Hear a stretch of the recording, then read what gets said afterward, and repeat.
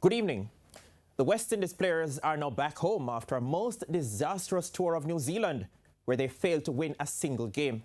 The Caribbean men were beaten 2-0 in the Test series, 3-0 in the one-day internationals, and lost the three-match T20 series 2-0, with one game being rained out. The Windies also lost the lone warm-up game they contested.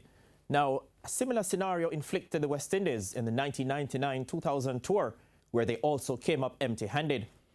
As usual, after a miserable tour like the just concluded assignment, Caribbean fans have been left hugely disappointed once again, with several questions being asked as the post-mortem gets underway. Questions are being raised about team selection and whether or not the best players were actually selected for the various series, especially the ODI and the T20 units, and also if the selectors should consider making a change in the captaincy of the one-day international team. Now, a recent article out of Barbados hinted that Jason Holder's stint as ODI captain may be in jeopardy following the just concluded series against New Zealand.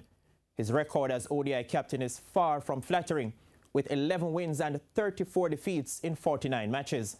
Now, it will be quite interesting to see how the selectors go about choosing the squad and whether or not they will stick with Holder as captain for the ICC World Cup qualifying competition in Zimbabwe in March.